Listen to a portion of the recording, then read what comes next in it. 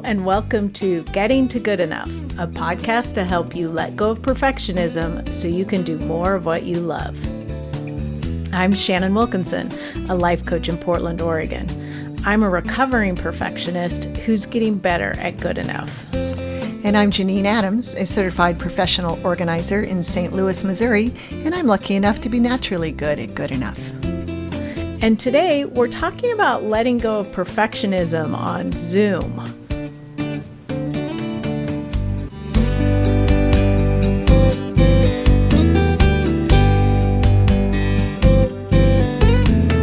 Hey, Janine. Hey, Shannon. How you doing? I'm great. How are you? Well, I'm good, too. I am recording this with you while there's a thunderstorm going on, so I'm hopeful that A, it won't be too loud, and B, Right. I won't lose my electricity, which I think would have an impact on my microphone. Yes. But yeah, let's fingers crossed that it's not a disruptively loud thunderstorm. Yes, hopefully not. And hopefully we get to record the full podcast before. That's right. We might want to make this a short podcast so that we get it in while we can. Beat the thunderstorm. It's the Midwest. Yeah. So I understand you've had a big Zoom day today. I have had a big Zoom day today. I have had, in fact, it seems weird that I'm not looking at you in my screen as we're talking. Right, audio only. I've gotten so used to it. I've spent several hours. I've had 3 different Zoom meetings today. Oof.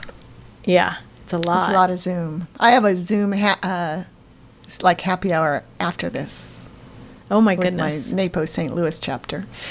So yeah, I hear you. So when you told me that that's how your day was, because you're such a busy coach, I thought, oh, let's talk about Zoom today, because I think, I don't know about you, but it's getting easier for me, but depending on whether the Zoom event that I'm doing is work-related or just strictly personal, I can put a little pressure on myself sometimes with the work-related stuff. There's all sorts of little stuff you can worry about. Oh, yeah. Let me tell you, I only started using Zoom with my clients in the last month. Mm-hmm. You were always just telephone, right? Yeah, it was always just telephone. And I still do telephone with some of my clients, but I've started doing more Zoom. And so this is sort of new for me because I've always coached virtually on the phone. Mm-hmm. So it didn't matter what I wore. Oh, right. So you could have been naked and it wouldn't have mattered. I could have. I don't think I'm not going to say for sure, but I'm pretty sure I don't think I've ever coached anyone naked. Okay. But, it wouldn't be unusual for me to go for a run in the morning and be all sweaty in my running clothes and coach a client and then take a shower afterwards. Mm-hmm. That wouldn't be unusual. I'm not going to do that now. It's a whole different world. Yes. Oh, interesting. So there's that. There's how we look. That's definitely comes into play. And then and we can talk more about that. But before I forget, because, my memory, what crossed my mind was, for somebody who's accustomed to talking on the phone with clients, I'm imagining that you're taking notes probably with a pen and paper, typically sometimes when you're talking to clients. I actually take notes on my computer. So I have a whole setup that it took me a while to figure out, but is working really well. Oh, good. So you can still be facing the camera while you're taking notes. Yeah. So I use my iPad for Zoom. Mm. And so then that's up higher than my laptop. Accomplishing 2 goals, right? Yes, because that reflects on how we look. Right. Smart. In the ongoing effort to get rid of the Zoom chin. Right. It only gets worse as you age. So the iPad's above the laptop. So then it's resting on something apparently behind the laptop. Yeah, I have a little stand and it's on a stand. Mm-hmm. And then I have my laptop open sort of below that. And I use a separate keyboard on a keyboard drawer. So it's sort of like a 3-tier system I have going here. That sounds very fancy. It works really well. Maybe I'll take a picture and share it with everyone. But I was going to ask you to do that.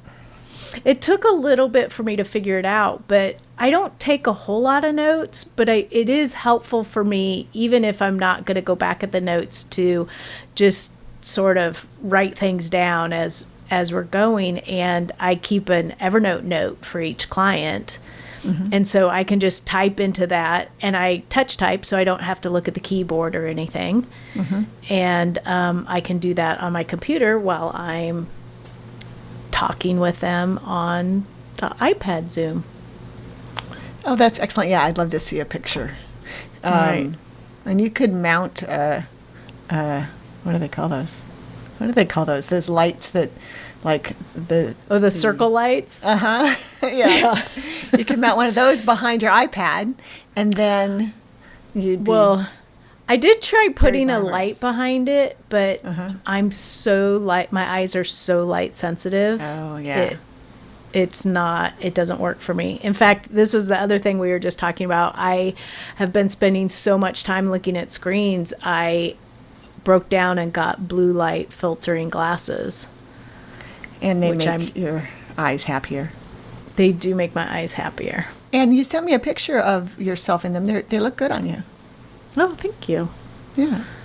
Thank you. Yeah, it's kind of fun. I haven't worn glasses in gosh, maybe coming on decades. I'm trying to think when I had LASIK in, let's see, it would have been 2007. Mm-hmm. And I guess because I see you in sunglasses so much, it didn't occur to me that I'm not accustomed to seeing you in regular glasses. Huh. Yeah. If I had known that I would be spending time on Zoom like I am, I would have been more selective in my frames for my computer glasses, because nobody usually used to ever see my computer glasses.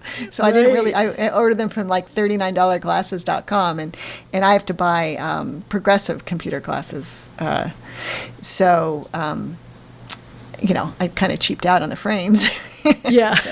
Yeah. Oh well. And that's what everybody is seeing now. Yeah, exactly. But they do have a blue light coating this year, the latest incarnation, so that's good. A blue light filtering, is that what it is? Blue light filtering? Yeah, it's a blue light filter. Yeah. When I did my, go ahead. Well, I was just going to say on the blue light filtering thing is, the jury's still out on whether, from a scientific perspective, if it makes a difference or not. Mm-hmm.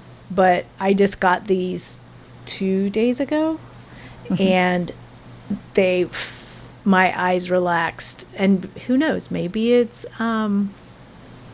what's that called? Psychosomatic? Placebo. Maybe it's the placebo effect. I don't care, but my eyes relaxed as soon as I put them on. Oh, interesting. My husband's a software developer, as you know, mm-hmm. and spends a lot of time at a computer, and his eyes have been bothering him quite a lot recently, so I'm going to suggest he look into that.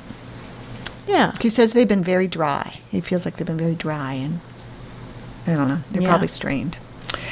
Well, and the other thing is, apparently, the reason why your eyes get drier when you're on a computer is that you don't blink as often because your focus doesn't change. Oh, that's interesting. Yeah. And so, and maybe that's part of, because I do notice I'm blinking more with these glasses on. I don't know why. Maybe because I'm sort of seeing the frame and, refocusing on the computer screen, or, I have no idea, but I do feel like I'm blinking more. Not Well- like in a tick kind of way, but Good. Do you just have clear glass then in the glasses with the filter coating? yeah, they when you like put them up against something white, they do look a little bit yellowish, but you don't. And I can tell the difference. Like I'm doing it right now. So if I look at the screen without them, it looks a little more blue, and with them it looks. I mean, it's minuscule. It still looks white, but the contrast I can see it's less blue and more yellow. But it's not like, the old school ones were actually yellow. Right. It's not Okay. like that at all. Well, actually, what I meant was no correction in your glasses. Oh, no correction. Yeah, no. Right. Yeah, they're like. Sorry, there's a very long explanation to not answer your question. Well, then I started to think how I phrased the question. I didn't want to interrupt you, because it's interesting. Oh, that's excellent. Well, and what I love about what you said about your setup is that you've made a really easy solution for the thing that probably most of us are concerned about in terms of how we look on Zoom, which is that camera angle, that we need it up higher. And when that's taken care of by your setup, that just takes away a whole lot of concern. And then everything else is gravy. Well, and the other thing is by switching to my iPad instead of my computer, it narrows sort of the field of vision, so it looks like it's more close up to me, and you see less of my background. So yeah, I don't have to worry as much about what's behind me. right. I hear that. That was my whole thing when I was doing that webinar a couple weeks ago, was the background. And Right. I made poor Barry like Zoom with me for a while as I tried to figure it out. And Shannon, you would have laughed. I ended up with a stack. My camera's in my laptop, and I ended up with a stack of books that I put the laptop on. But I was doing a screen share, so I needed to use my mouse during the webinar. But I wasn't on screen during the screen share, so I was going to have to pick up the stack of books from the floor and put it in place at some point. And then I thought, come on, Janine, that's just going to be a huge hassle, and no. So I put the books away, and I went with good enough, which was my default thing, which my laptop's still elevated on a stand, but it was showing my desk and stuff, which I just cleared off my desk, so it's not a big deal. And I decided it was fine. I decided it was good enough, and I think it was. That's excellent. Yes. And I think that's a big part of it, is just deciding it's good enough. Right. Yeah, because we are all looking at everybody's background. There's no doubt about it. Because it's interesting.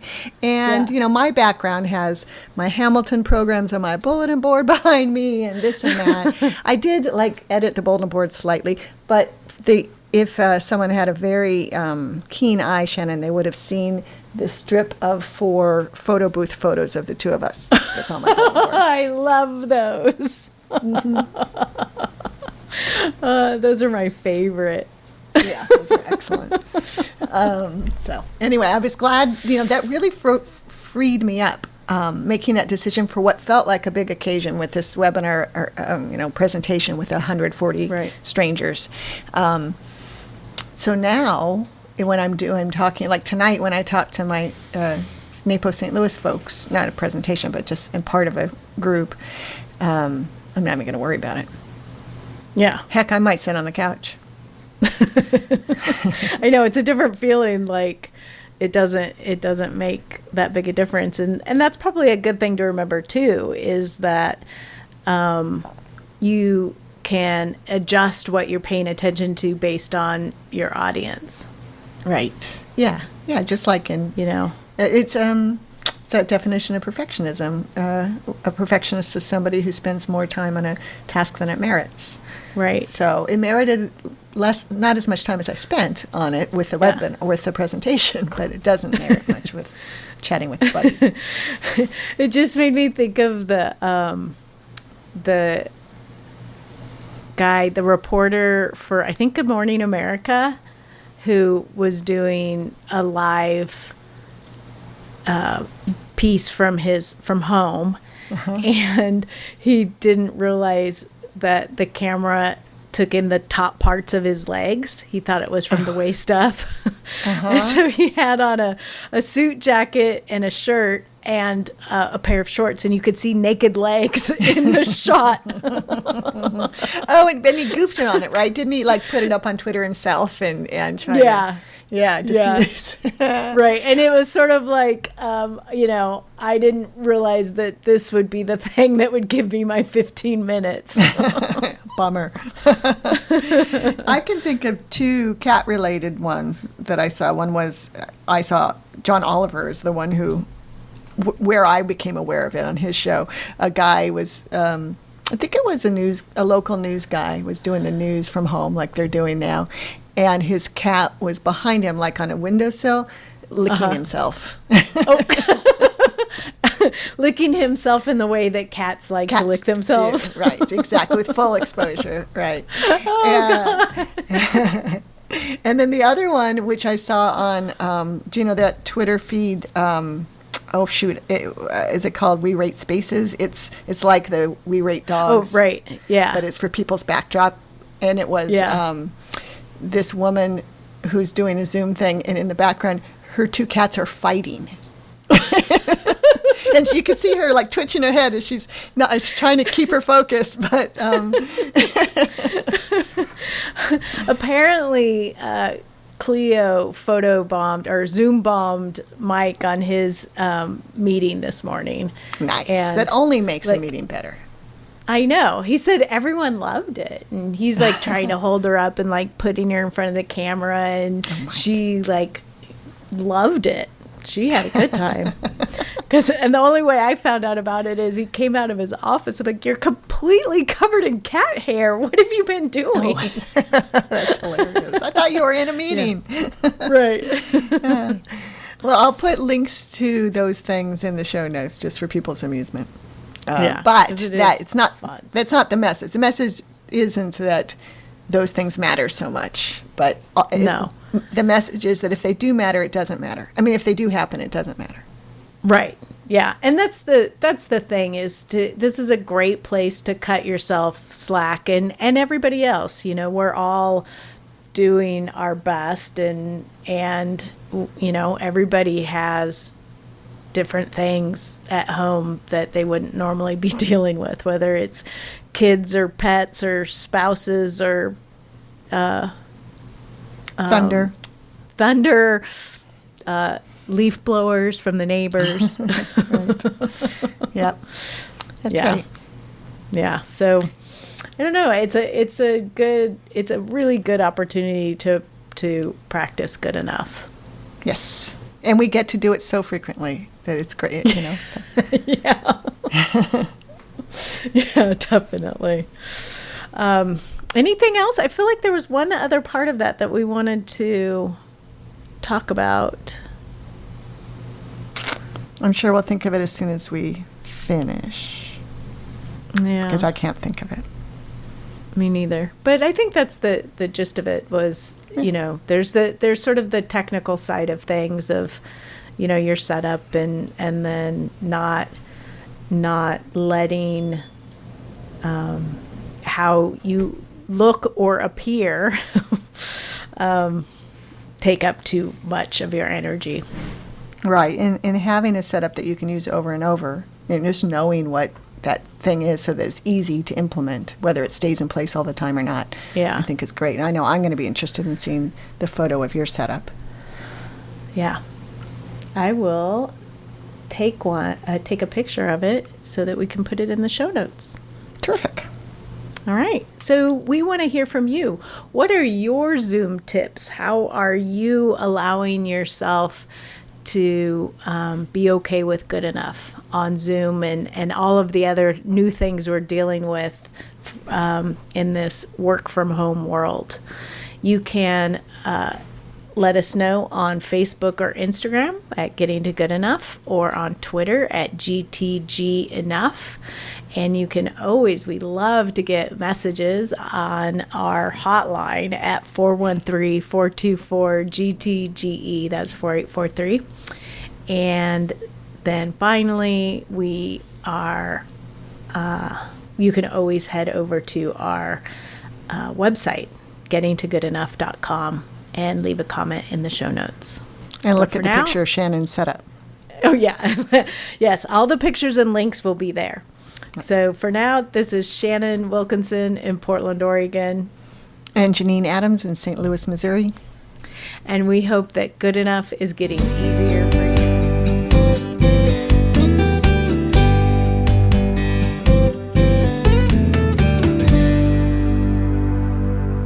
Backgrounds. We didn't talk about Zoom backgrounds. Well, we kind of did. Yeah.